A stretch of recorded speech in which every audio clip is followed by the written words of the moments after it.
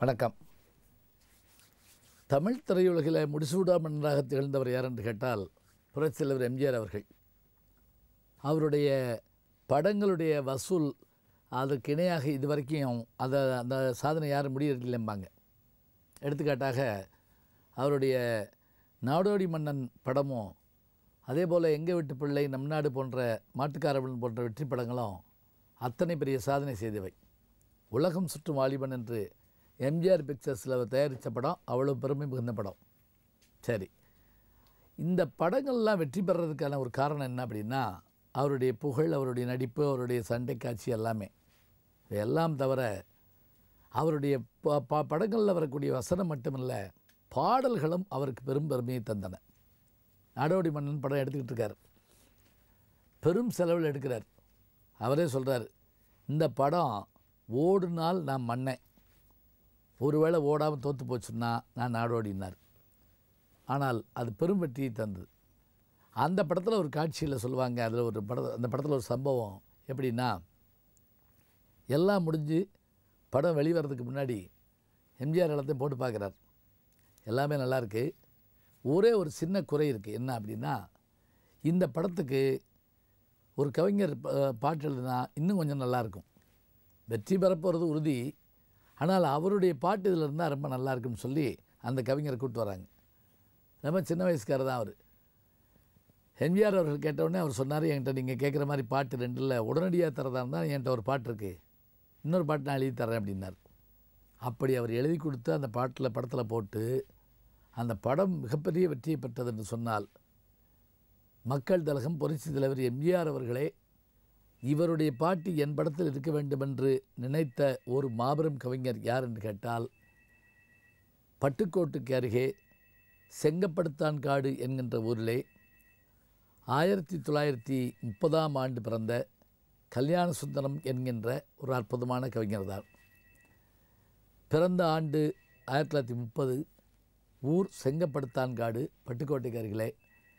அதே போல் வாழ்ந்த காலம் வெறும் 29 ஆண்டுகள் தான். இந்த 29 ஆண்டுகளுக்குள்ள அவர் எழுதின 500 பாடல்கள் 5000 பாடல்களுக்கு இணையாக இன்றைக்கும் பேசப்படுகிறது, கருதப்படுகிறது. எளிய வயதிலேயே கிராமத்திலிருந்து நகர நோக்கி வர்றாரு அவங்க அண்ணனோடு சேர்ந்து. இவர் செய்யாத தொழில் இல்லை அப்படிம்பாங்க. 21வது வயதில் தான் இவர் திரைப்படத்துக்கு பாட்டு எழுத வர்றாரு. 8 ஆண்டுகளில் ஒரு 500 பாட்டு எழுதியிருக்கிறாரு. ஆனால் அந்த 21 வயதுக்குள்ளே அவர் பார்த்த தொழில்கள் இருக்கு இல்லையா, 29க்கும் மேற்பட்ட தொழில்கள் இருக்குங்கிறாங்க. என்னென்ன தொழில்? நாடகத்தில் வேடம் போடணுமா, பாட்டு பாடணுமா, இசையமைக்கணுமா, அதே போல் அதில் பாட்டு எழுதி கொடுக்கணுமா, திரையை பின்னாடி இழுக்கணுமா, ரிக்ஷாக்காரனாக இருந்து ஓட்டணுமா, மீன் தொழில் செய்யணுமா என்று இவர் செய்யாத தொழில் இல்லை என்பவர்கள் அவளுக்கு எல்லா தொழிலும் பண்ணார். பாருங்கள், நாம் ஏதாவது ஒரு தொழில் பண்ணுறப்ப அந்த தொழிலில் முன்னுக்கு வரணும்னு நினைப்போம். ஆனால் இவர்களை போன்ற லட்சியவாதிகளுக்கு லட்சியம் நிறைவேற வேண்டும் என்பதற்காக சில நேரம் உயிர் வாழ்வதற்காக பிற தொழில் செய்வார்கள். அதான் உண்மை. நாம் எதுவாக வேண்டுமென்று நாம் தீர்மானிக்கிறோமோ அந்த தீர்மானத்திற்காக சில நேரங்களில் வேறு சில வேலைகளை செய்து கொண்டே இருப்போம். அது நாம் உயிரோட்டிருக்கோம் என்பதை காட்டுவதற்காக. பட்டுக்கோட்டை கல்யாண சுந்தரம் சினிமாவுக்கு வந்த அந்த அழகு பார்த்திங்கன்னா ஒரு சாதாரண படத்தில் தான் முதல்ல எழுதுகிறார். ஆனால் அது பெரிய ஹிட் ஆகலை. பாசவலை என்ற ஒரு படம் அந்த காலத்தில் வந்தது. எம்கே ராதா புகழ்பெற்ற நடிகர், அவர் நடித்த படம். மாடர்ன் தேட்டர்ஸ் படம் அந்த படம். அதுக்கு விஸ்வநாத ராமூர்த்தி இசையமைக்கிறாங்க. அந்த காலத்தில் புகழ்பெற்ற பாடலாசிரியர்கள் அப்படின்னு சொன்னால் உடுமலை நாராயணகவி ஒருவர், புகழ்பெற்ற கவிஞர் மருதகாசி ஒருவர், இதுபோல் காமு ஷெரீப், குசா கிருஷ்ணமூர்த்தி, மாயவநாதன் என்ற பல கவிஞர்கள் இருந்தார்கள். கண்ணதாசன் அப்போ தான் வந்துகிட்டு இருக்கார். அப்போ ஒரு தத்துவ பாட்டு எழுதணும். எல்லாவற்றையும் இழந்து போன மனிதன் தன் சுயநிலை இழந்து வாழுகிற போது பாடுற பாட்டாக இருக்கணும். ஏதோ பாட்டை கொடுக்குறாங்க, சரியாக வரலைங்கிறாங்க.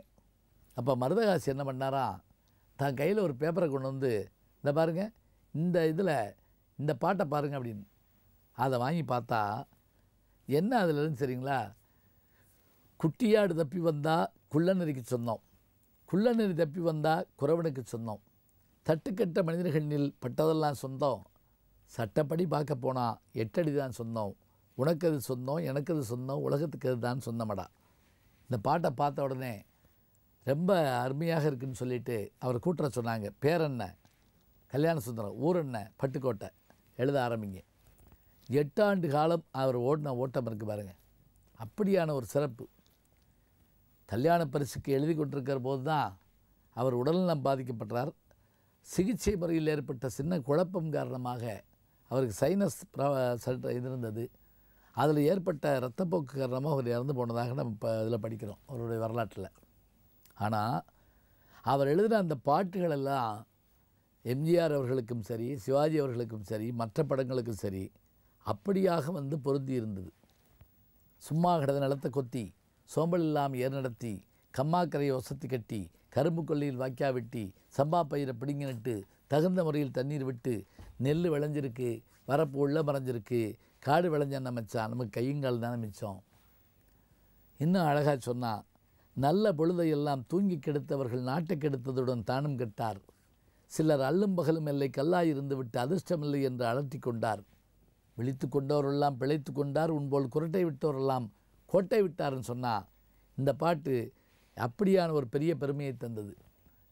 காதல் பாடல்கள் அவர் எழுதுகிற போதும் கூட, நெஞ்சில் குடியிருக்கும் அன்பருக்கு நான் இருக்கும் நிலைமை என்னவென்று புரியுமா என்று இரும்பு திரைப்படத்தில் எழுதியிருப்பார். கொக்கரக்கோ சேவலே என்று சேவலை பற்றி எழுதியிருப்பார்.